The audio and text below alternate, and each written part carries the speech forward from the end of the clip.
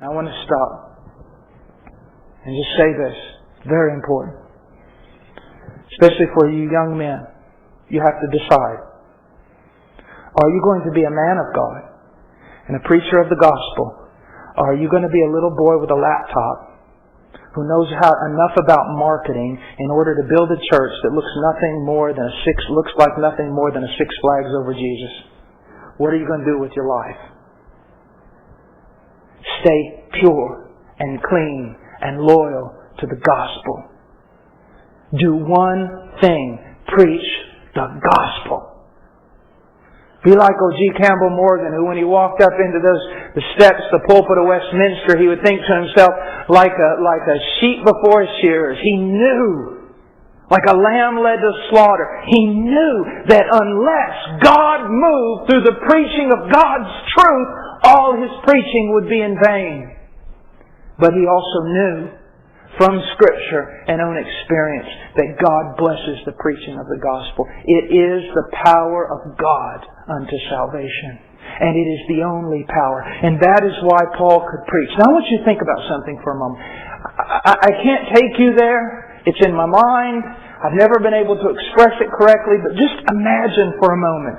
Here is a group of Greek philosophers. Just absolutely the epitome of arrogance. Years and years of studying, and everything they believed would see the gospel as absolutely absurd. And they didn't like Jews either.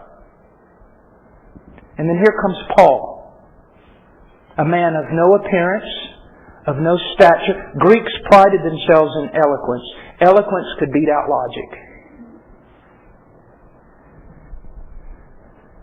And here comes Paul.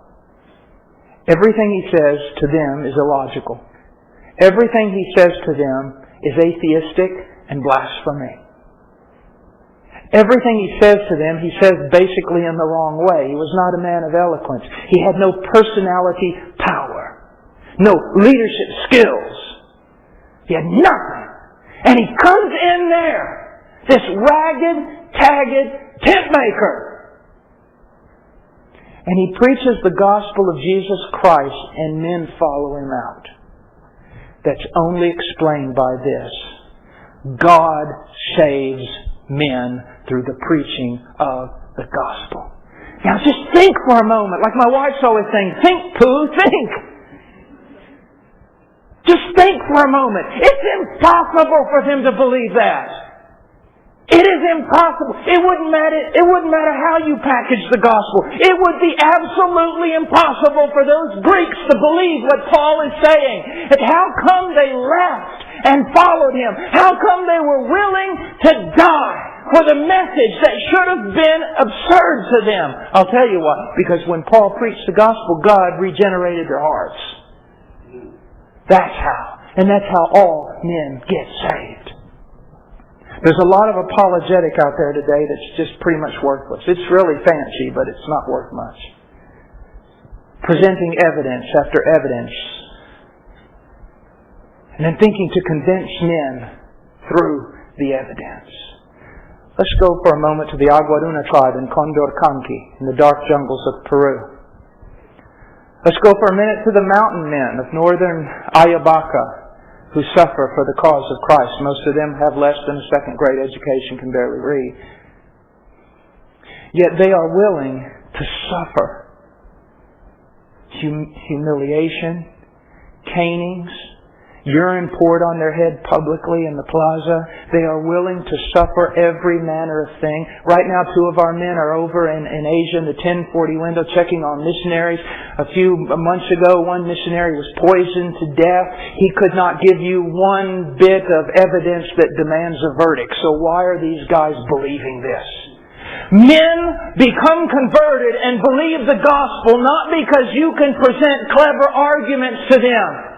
They are converted and believe the gospel and are willing to die for it because when you're preaching this message that is a scandal and absolutely absurd, it pleases God to work in the hearts of some men, regenerating their hearts, taking out their heart of stone that cannot respond to Him and replacing it with a heart of flesh which responds. He opens their eyes and they see Christ. He opens their ears and they hear Him and they follow Him.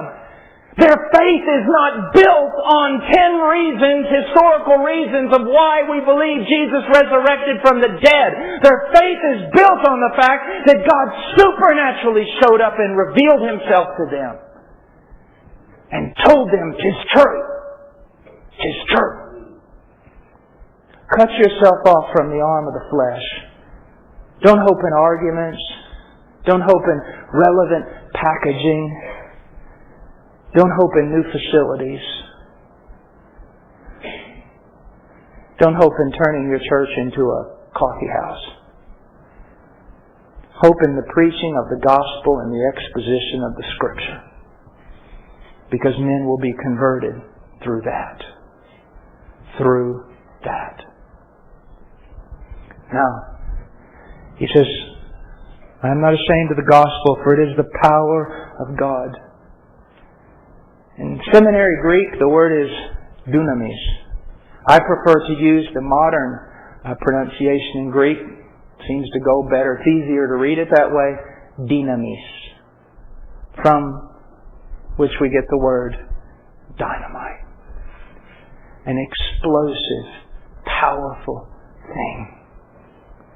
And it has to be. Why? Men's hearts are hardened against God. Men have built fortresses to keep every ounce of truth out, and the truth that has gotten in, they suppress it and make it as though it did not come to them. In order for men to be saved, something on par, in my opinion, a greater manifestation of the power of God is displayed when God converts a man than when He created the universe. Because He created the universe ex nihilo, out of nothing. But to create something good out of corruption is a greater demonstration of power, on par with the very resurrection of Jesus Christ from the dead, so says Ephesians. You see, nothing can save a man but the power of God. And the power of God is manifested when we cut ourselves off from the arm of the flesh, trust not in our own ways and understanding, and preach the gospel. The weapons of our warfare are 3. The preaching of truth, expository preaching of truth, number 1. 2, intercessory prayer. 3, sacrificial love. Those are your weapons. That's your church growth plan if you want to be biblical. Now, he goes on and he says, it is the power of God. Now I want to show you how men, preachers, conservative preachers, Bible-believing preachers, commit the greatest of crimes. The greatest of crimes. Several years ago, and I was telling the pastor this, several years ago, I was in Peru. And I really did not get much out of seminary. In seminary, they taught me all the theology that closed every church in Germany.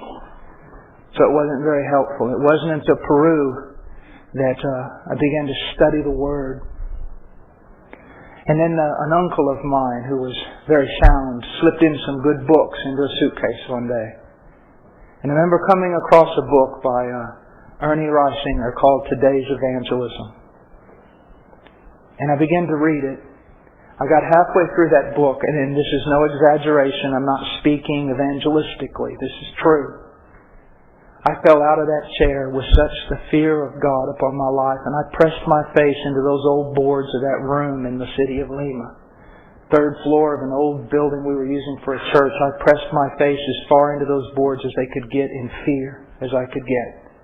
And cried out to God, God, if you promise not to kill me for the way I've preached your gospel, I promise from here on out I'll never preach it that way again. We have taken the gospel as the power of God and turned it into nothing. And it's done every day.